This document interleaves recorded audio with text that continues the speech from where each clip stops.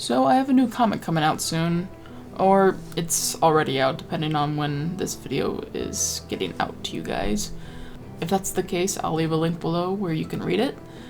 But as of me writing and recording the script, the first chapter is still in production. Hey everyone, I'm popping in real quick to say sorry that in this video I am a lot more lower energy and just really tired. I recorded the script after a long, tiring shift from my IRL job, and it was like 2 a.m. when I recorded it as well. I would redo the script, redo the recording, but it's a long script and I've been meaning to get this video out to you guys for a long time now, and it just kind of shoot my motivation down a whole lot, so I'm gonna keep it because it's not bad. It's just me being a little bit maybe more tired and not as energetic and upbeat as I try to be sometimes. But yeah, so and if you have trouble understanding me, because I sometimes slur or mispronounce my words, I will leave the script for the video in the description so you can go and read the ranks yourself, like all the same information I said in the video, and so you can understand. And sometimes it's better to read stuff than to listen to someone's, if that's your whole thing, you know? Anyway, that's all I had to say, so I hope you guys enjoy the rest of the video, and I'll see you all later. Bye! Oh, also, my comic is out. It's out on Comic Furry. I'll leave a link below. And I do release it on Webtoon, though not to the same attention as I do give Comic Furry. But so you can read it on Webtoon. It's just sometimes updates might be a little bit behind compared to Comic Furry, as I don't really use Webtoon as the main platform to post my comic. But yeah, it's there too, so I'll leave links to both areas in the description below. But yeah, it's out. I hope you guys enjoy the read. I wanted to make this video diving into the world building of the comic, or at least part of it, as there are plenty of ranks, culture, etc. to comb through in this world.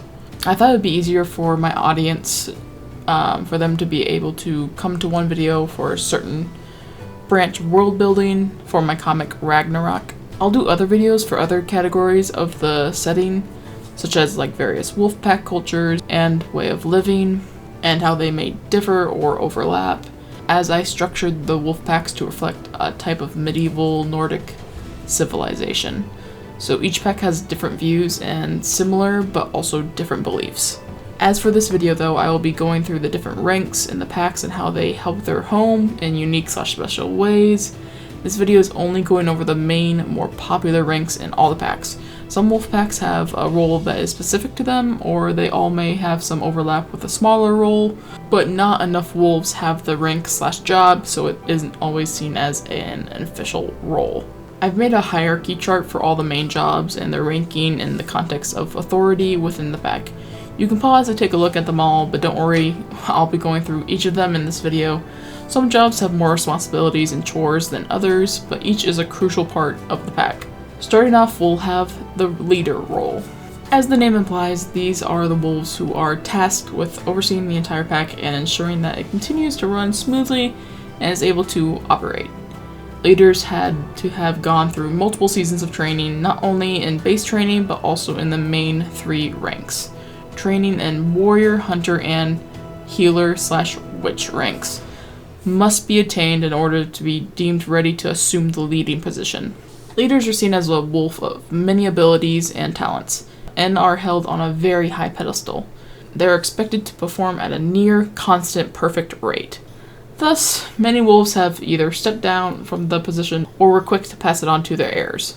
The leading position is typically passed down through either bloodlines, or the leader may also choose an heir that is not of blood and is rather a wolf they approve of. Any wolf may also challenge the current leading position. Should the challenger be victorious, they have earned the right to take the title.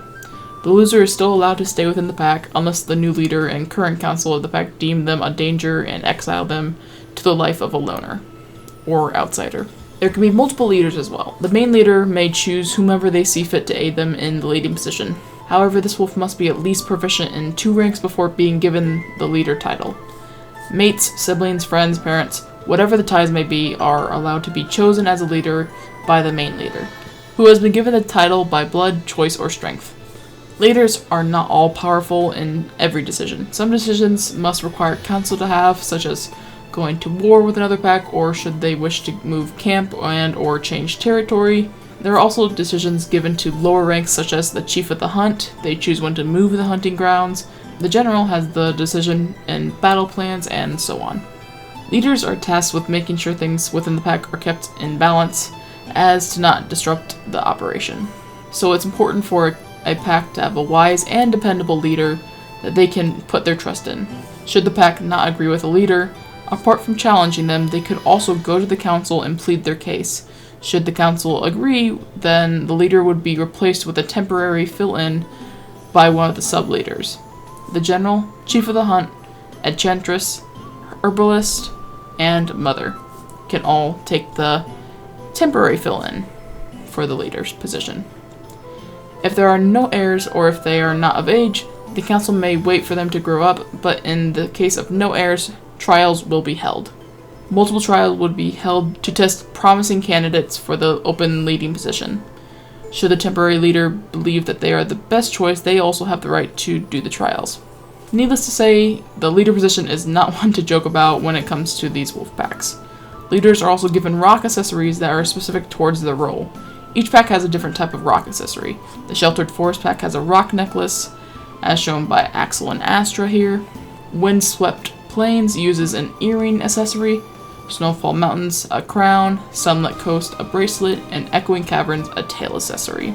One thing that is the same across the packs is the markings painted with blue paint across the foreheads of each leader. A full moon and 2 half moons on each side. In their lore, it is meant to provide wisdom, a known trait of the Great Wolf Hati. Heirs are the next in line for the leading positions within the pack. Heirs could be the children of the current leader, siblings, nibblings, or a non-relative wolf, one that the current leader thinks greatly of. Whatever the relation, heirs are held to a certain degree of expectation, needing to at least excel in one rank to be seen as an upstanding pack member. In the case of multiple siblings wanting to be the next leader, then either the current one will choose themselves or may leave the choice up to the 2 or more competing siblings. Should a decision not be reached, then the child shall be brought in to pick a clear superior of the siblings. This can cause a bit of tension, as one might think.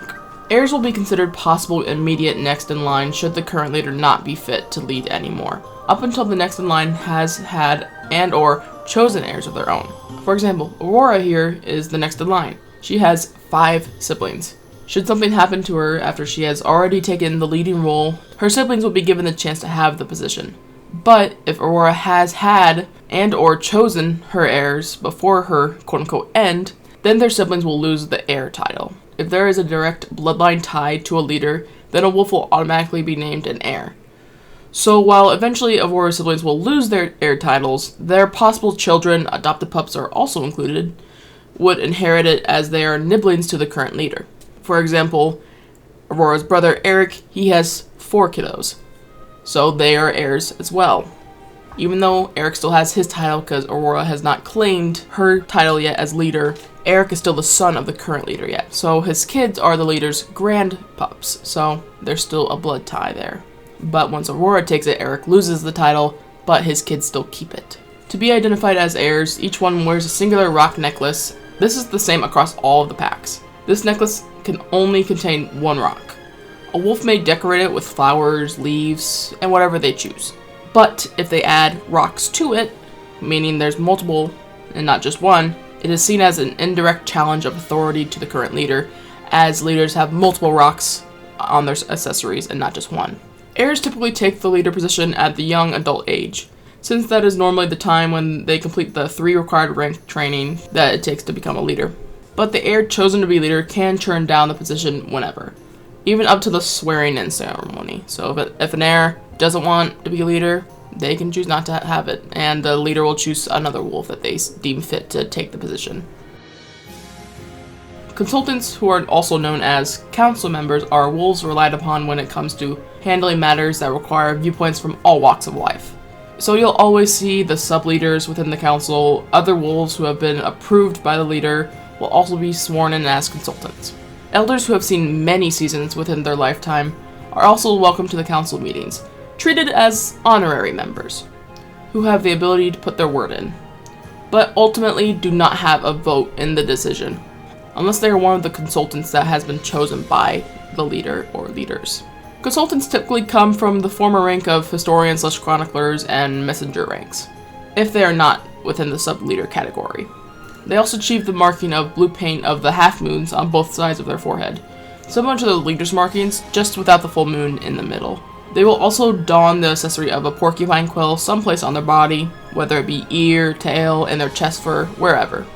Should a wolf not want to be a council member, they have the ability to decline the offer, and continue to hold their position, whether it be a sub-leader or another common rank. It doesn't matter. And even if a wolf is on the council, they don't have to have the paint or the accessory. It's just the option to. It's an easy way to identify council members to younger wolves or a new wolf that joins the pack. The next ranks we'll be covering are the sub-leaders. They have the same level of authority as the council, but they specify in a certain field tethered to their skills. The general is the wolf in charge of overseeing and organizing the combat prioritized ranks, such as warriors, deputies, and assassins, often acting as the right hand to the leaders when it comes to fighting and war strategy. Generals ensure that the ranks they oversee are in top-notch condition, both physically and mentally, making sure that each border patrol and training lesson goes as smoothly and on time as it can.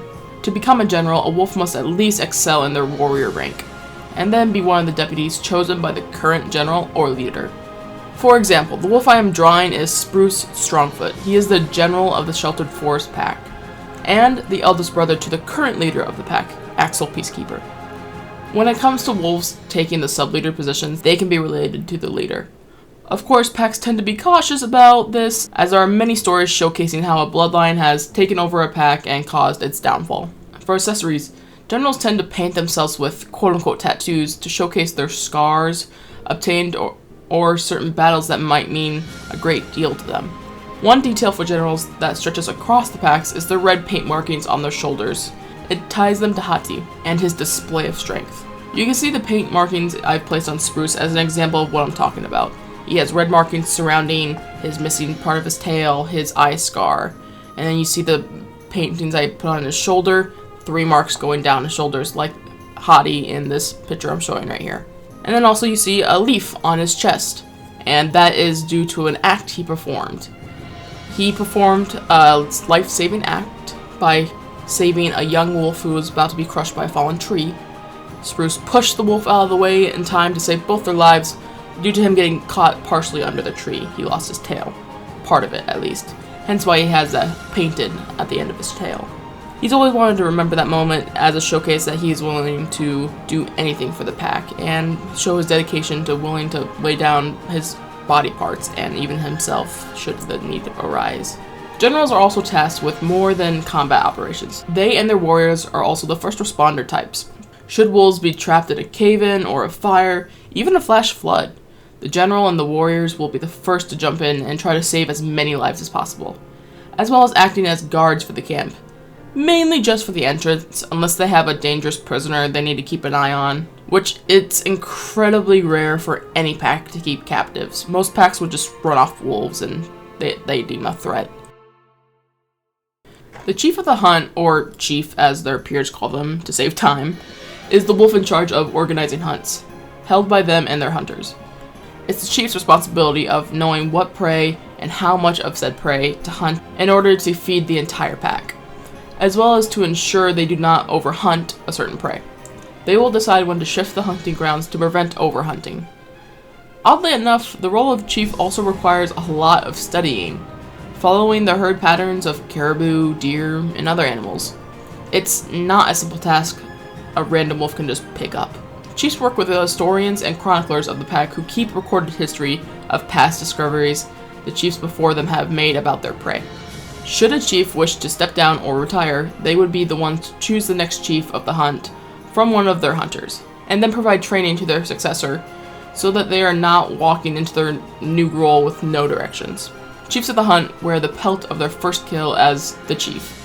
If it is an animal larger than them, such as a moose or caribou, then they will only wear half of it. They take the pelt to the crafters of the pack and have them turn it into an accessory, be it a cloth type of fabric they wear around their neck or on their back, and then they use orange paint for markings on their ears to symbolize their keen senses needed for hunts, as shown on the current Chief of the Hunt for the Sheltered Forest pack I am currently drawing. Ellie Sprintstorm.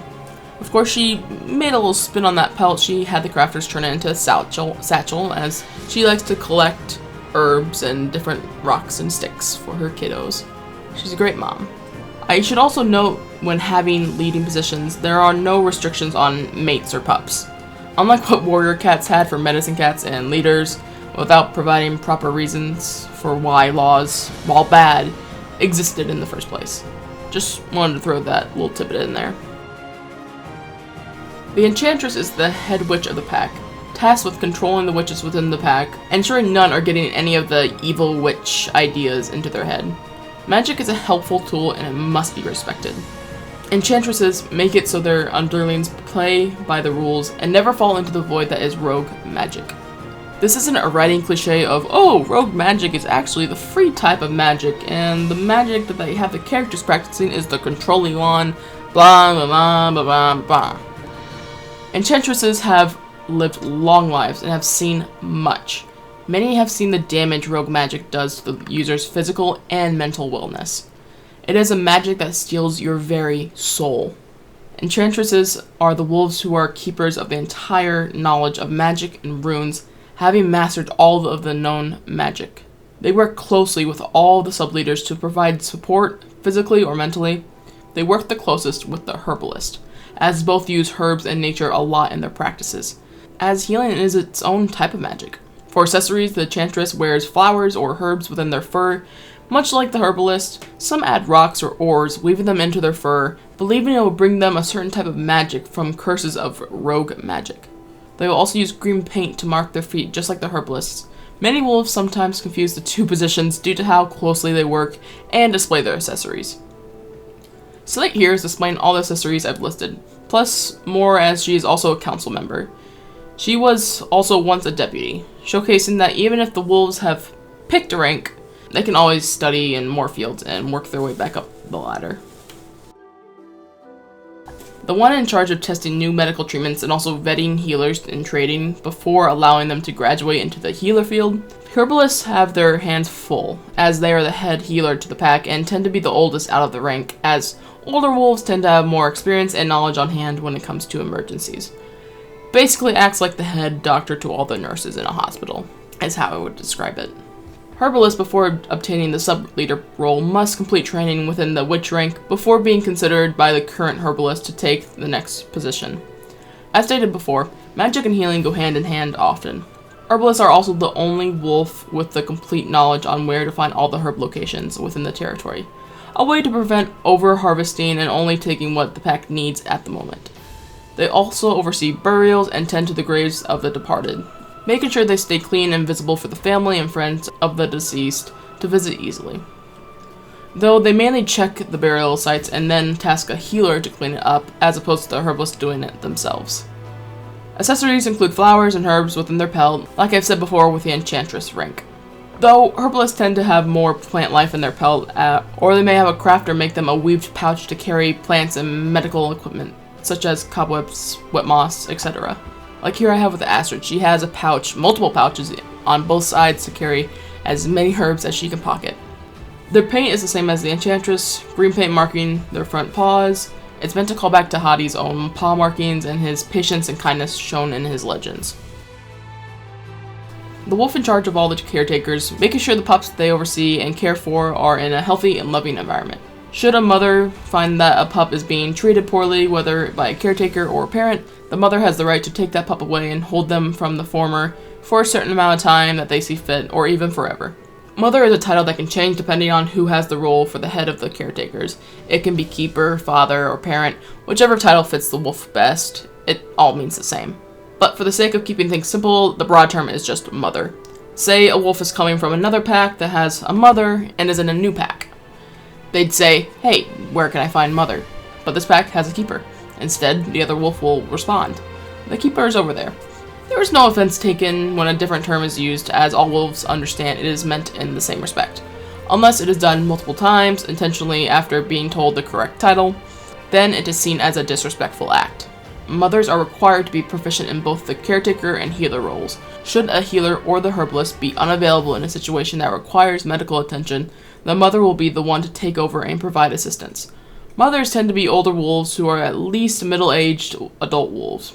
But in some rare cases, such as Yelena's, who I am drawing right now, the leader can step in like all the other sub-leader roles and give it to a wolf they deem worthy.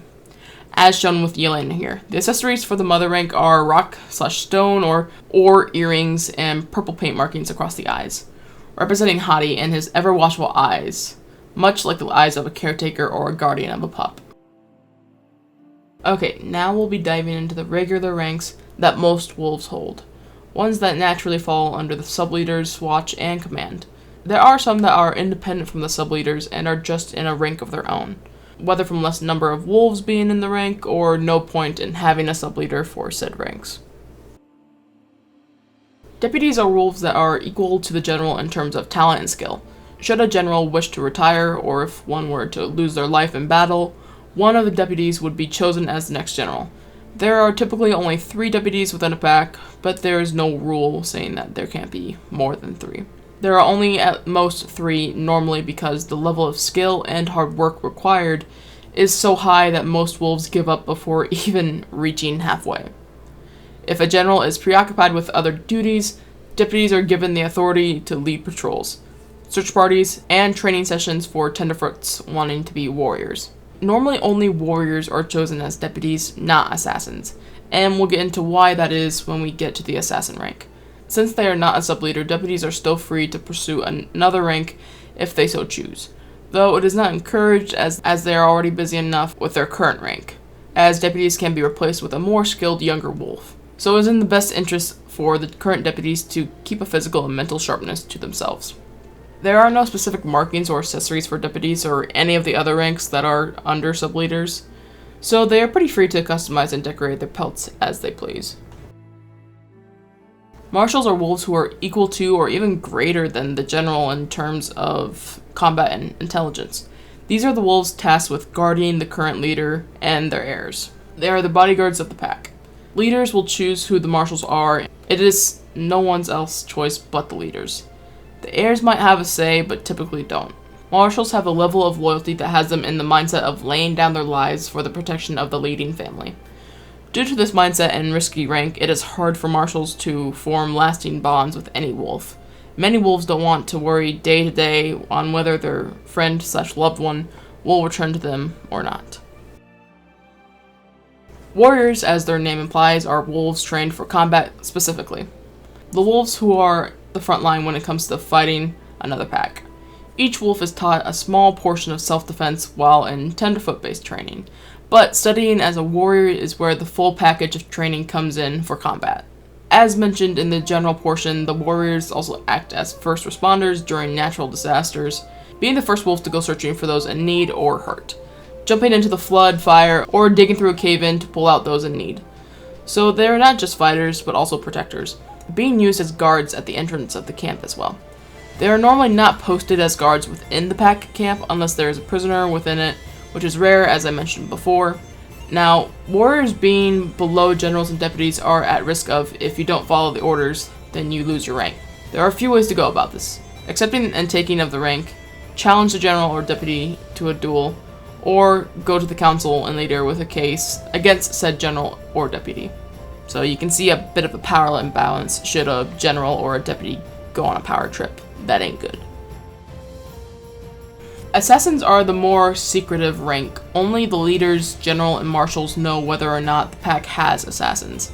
Of course, wolves know there are assassins, but they don't know who within the pack is one nor how many there are, mainly due to the fact that assassins are masters of fitting in and going unnoticed. They are required to have another rank so that no wolf respects their real job. Assassins, as their name implies, are wolves who are sent out to sabotage wolves, either in their own pack or even another pack, killing whoever the leaders tell them to. Should an assassin speak of their mission to other wolves who do not have knowledge of assassins, they are to be silenced immediately. Most packs don't have assassins, as it is a very old rank that was used in the time of war. which is ancient history to most. But there are a couple of packs, such as the Snowfall Mountains and Echoing Caverns, that make it so that their assassins have the mindset of kill or be killed on missions. If you are spotted, you fight or die. You do not return if you are followed. If you are to be found out, you do not return to the pack. You will die there, or you kill everyone that sees you. Assassins must not be found out. It could erupt other packs to unite and confront the offending pack, possibly causing war among the packs involved. Now, assassins aren't allowed to be chosen as deputies or eventually become general due to the fact that they shouldn't even exist. So if an assassin who has a rank of a crafter but is secretly obviously an assassin, they won't be chosen for a deputy position because you can't choose a crafter to be a deputy. There needs to be a warrior, and other wolves need to know the wolf being chosen, so it just would cause too many red flags, and the assassin would be found out. So that's why they're not allowed to become deputies or generals.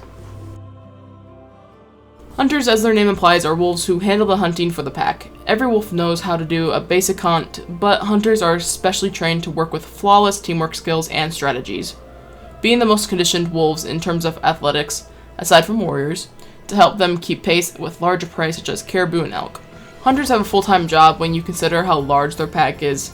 Hunters from smaller packs wouldn't have to hunt as much, but if a wolf were to reside in the Sheltered Forest pack or the Windswept Plains pack, then multiple teams would be deployed within the day to bring back multiple caribou/larger animals to feed a larger populace. Surprisingly, hunters have a higher death rate than warriors when it comes to injuries during the start of the comic, as it's a time of peace, so not a lot of fighting, as a lot of the time their prey with antlers will fight and cause a fatal wound to a wolf while on a hunt. Sometimes leaders will have a healer or two accompany the hunting parties to help lower the casualties. Of course, if a wolf was a hunter in the Snowfall Mountains pack, then the likelihood of them coming back from a hunt are significantly lowered, as that pack hunts bears, bison, and moose. And yes, you heard me correctly, they hunt bears. They are massive wolves, and they are bear killers. Due to the potential danger, a lot of wolves tend to steer clear of the hunting rank and opt for a more safe role in the pack.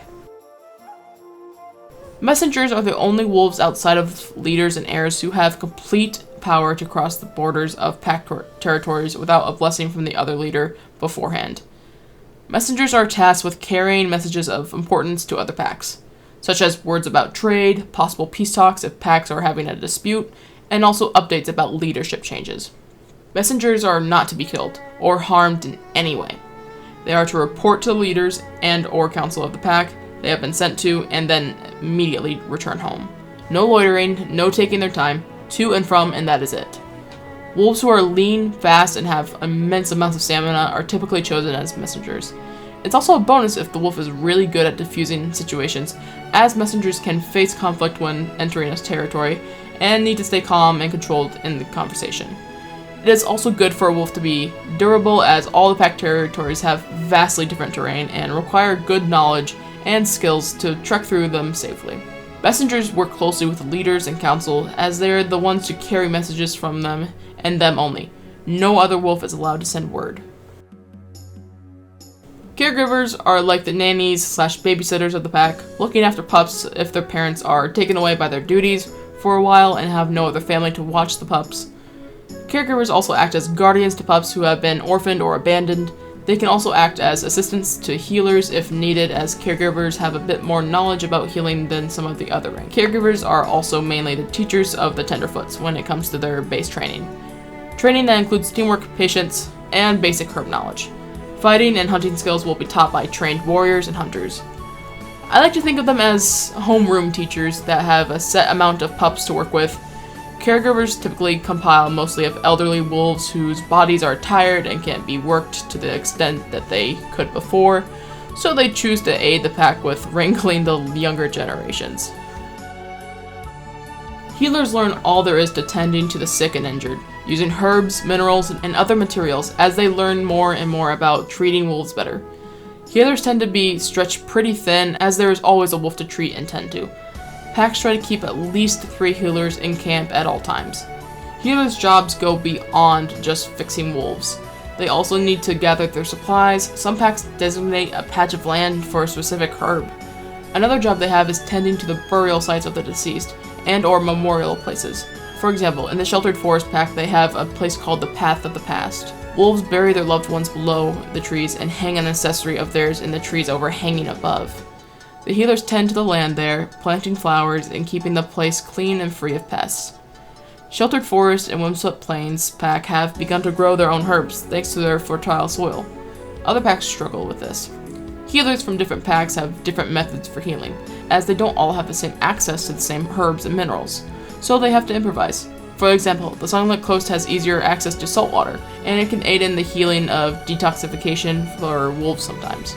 For our Sheltered Forest wolves, they would have to use other methods that involve milk thistle or other herbs. Healers also dabble in nature magic to aid in their collecting of herbs and treatment towards their fellow wolf.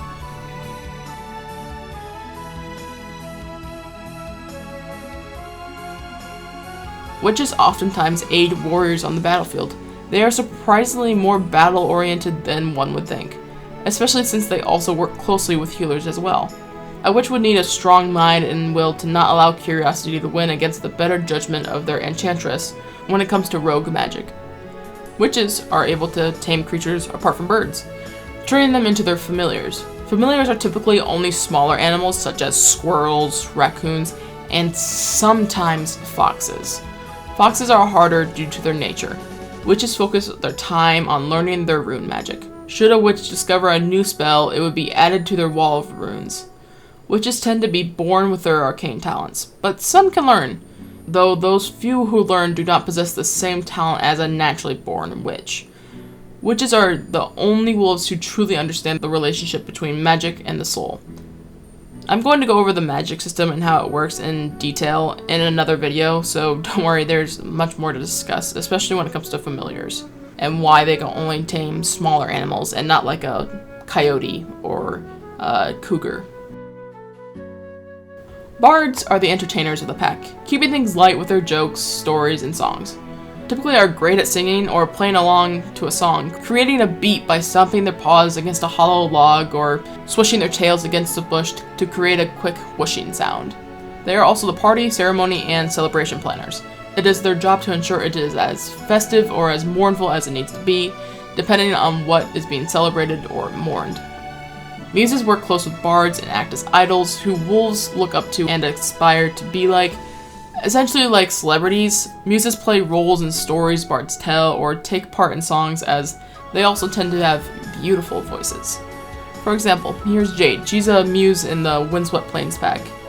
Of course, being an idol, it can become a bit lonely, as wolves only see muses and bards for their surface level talents, not so much for who they are.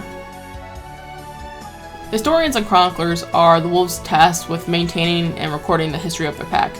Historians review ancient written texts on cave walls and deduce what they mean, as the language has changed over time. Chroniclers are the wolves with the artistic touch, painting new historic moments as well as restoring old paintings to help upkeep the past. These two roles also work closely with the council and leaders, as they have to get approval from either one of them in order to confirm the history of the pack. Of course, this could lead to the history being muddled by a bad leader / council. History is written by the victor and all that, as you know. Chroniclers are also, they don't just have to paint stories, they can paint their own fun little details. Should a bard like to have a visual display of their story and a muse isn't available to play the part, a chronicler will simply paint it. Or some wolves have dens within caves or outside, or a tree is outside their den that they make their home. A chronicler can paint something on that tree or cave wall to mark that den as that certain wolf or that certain wolf family's den. It's a way, just a fun way to decorate the camp and just, have chroniclers test and practice their talent. Crafters are wolves who make pelts, accessories, and other neat tools such as bags. They work closely with any wolf that comes to them and commissions their work, help turn their pelts into satchels, rocks into necklaces, and so on. The handymans of the pack, able to turn nothing into something. Some wolves argue that this rank is one of the more demanding roles, as a lot of wolves pull sleepless nights to get commissions done and sacrifice their good health in favor of flawless products being made. Now these next ranks are they're more non-ranks. Wolves who are non-rankable, whether it is due to age or lack of experience, these wolves are not treated with any less respect, or at least shouldn't be, as dictated by the ancient laws. Just because a wolf may be younger or too young to hold a rank or too old to keep a rank, it doesn't mean that they're treated with any less respect, nor does it mean that they can only eat last, or there's nothing like that. Here we have Tenderfoots, wolves who are old enough to finally start base training, where they will learn a bit of every rank, fighting, hunting, herbs, etc. And also bond with their chosen birds, as every wolf has a bonded bird at their side. For example, our main character, Aurora, she has Hugin, who's a bigger raven actually, but other wolves might have a chickadee, such as Aurora's little sister Anneli, who recently just bonded with her bird. But majority of the time it is just ravens. Once wolves graduate from their Tenderfoot training, they are then free to choose whichever rank they wish to go into. Of course, they're still known as Tenderfoots while studying for that rank, and only get the name of the rank once they're completed their studying. Elders are wolves who are too old to continue their duties. Some still stay active in helping caretakers and crafters, or some help on the council as well, but apart from that, they just enjoy their retirement, essentially.